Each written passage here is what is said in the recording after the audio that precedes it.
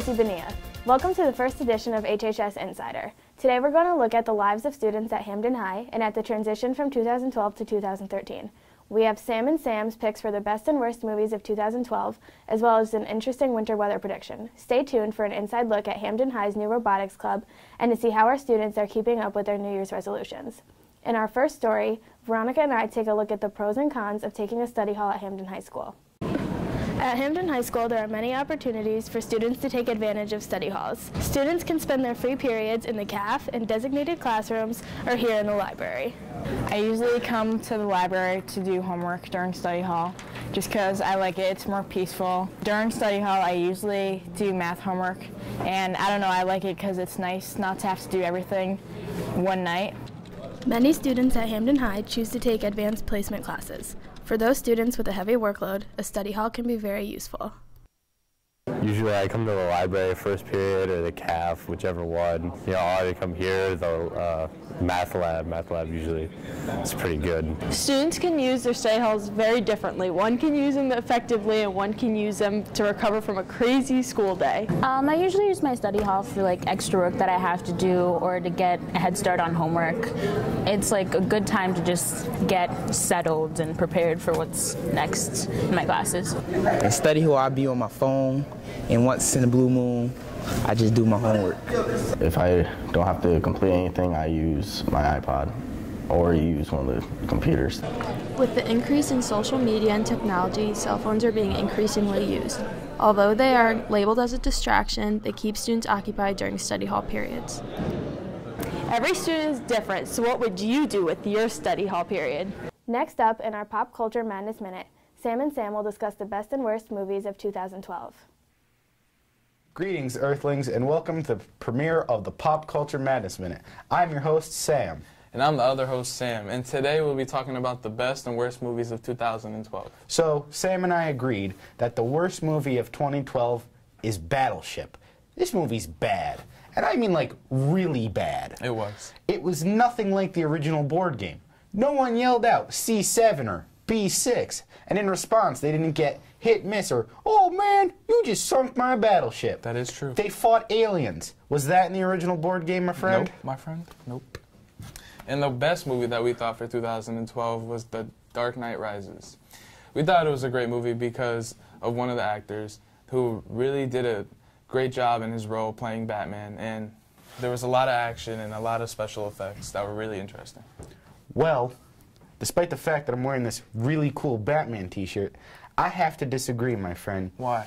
I believe the best movie of the year is Lincoln. Because as opposed to taking modern-day actors and putting them in starring roles, they took actors more late in their career, like Tommy Lee Jones and Daniel Day-Lewis, and made them the stars, and took a modern-day actor in Joseph Gordon-Levitt and put him in a minor supporting role. And that's why I believe Lincoln should be best movie of 2012. I just don't like you. Well, looks like we're off to the movies, folks. Oh my gosh, Sam! Wow, what happened? Now that we've reflected back on 2012, Tramel takes a look at how Hamden High students are viewing the new year. I'm Tramel Dowd, and I'm here to talk to you today about New Year's resolutions. Many people make New Year's resolutions, but very few people keep them. According to the Journal of Clinical Psychology, only 8% of people who make New Year's resolutions actually keep them. Let's see how accurate Hamden High School's halls are. Hi, sir. What's your name? My name is Bob Hannon. Did you make a New Year's resolution this year? I did, actually. What was that? My New Year's resolution was to better myself as a student. And what will you do to make that successful? Well, I need to start doing my homework more, staying after for extra help, and just generally putting in more effort. And I think I can make it successful like that. That's pretty good. Thank you for your time. My first resolution was to become a better student, 1, and 2, to just focus all around and become a better person. As far as becoming a better student, I took it upon myself to start taking out more books from the library, staying after for extra help, and seeing things such as that. And as far as becoming a better person, just anything I could get my hands on, charity work, joining the Human Relations Club, that's a big help, and just anything I see wrong, saying something about it. It was to make sure that I get good grades so that I could play lacrosse. make sure that I'm in class on time and do my work. No. Ask me why. Why? Because I'm perfect, and you can't fix perfect.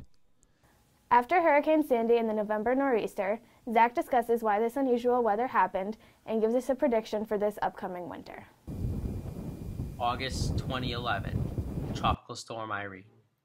October 2012, Hurricane Sandy, which brought destructive winds and extreme storm surge all the way from the Carolinas through Maine. Besides that, it also cleared shelves and left a path of destruction beyond belief. And within 10 days after that comes the next big storm, a major nor'easter that dumps almost a foot of snow in the tri-state area. After living through 2 historic storms, most people are wondering, is this the new norm? So I turn right to the meteorology teacher, Mr. Abate, for the answer. It's New England. Nowhere else can you get a hurricane and a snowstorm within a week. But you know, something is definitely up with the patterns. Definitely. And you know, when I was a student, things like we just experienced over the last 4 years. We had the ridiculous snow 2 years ago. Yeah. And the Halloween storm, what was it, last year? We had the snowstorm. So something is, I don't know if it's a pattern change or if it has something to do with global warming, but something is definitely going on. Oceans are getting warmer. That's the key. Yeah, warmer oceans, bigger storms later into the season. So after talking to Mr. Bay about all the crazy weather events we had this season, I put him on the spot one last time to talk about this upcoming winter season. Normal temps below average preset. Really? Right. So, I don't think we're going to get slammed like we did a couple of years ago. No, I don't believe it's going to be as warm, but I do think the precipitation won't be as, it'll be below normal. So after 2 straight years with 2 historic tropical storms with Irene and with Sandy, and then 2 historic October and November snowstorms, many people are wondering what's going to happen this winter. Well, Mr. Bay answered it, and thus far he's right, but we got some snow on the ground, so who knows? Zach Duhame, HHS Insider. There's always been plenty of extracurriculars at Hamden High, but this year they've added something new. Next up, Matt is going to tell us about our new robotics club. With more than 70 clubs to choose from, Hamden High is now offering a robotics program where students get to work together on a special project. The purpose of the Robotics Club is to give the students here at Hamden High an opportunity to have some real hands-on experience with technology. When I first heard about the Robotics Club, I was really excited about it because this was our first year doing it in the school. And well, for right now, I'm very into maths and sciences, so for my future, I was thinking about becoming some sort of engineer, and I thought this would give me a good experience. I'm interested in the robotics program to gain some experience working with robotics and circuitry. Oh, I think it's a great opportunity for the students that are interested in technology, or even just maybe not even technology, but even building. These systems aren't just electronic and computerized, they're also mechanical. So anybody with that kind of mechanical aptitude that wants to build on that skill set, give them a chance to express themselves. There's also opportunities if they're interested in fundraising, marketing, that kind of stuff. That's the whole other side to the club. As you can see, it's been going pretty well. We got it working, and well, working decently well at least. And we're excited about making further applications for it. Thank you for watching the show. See you later.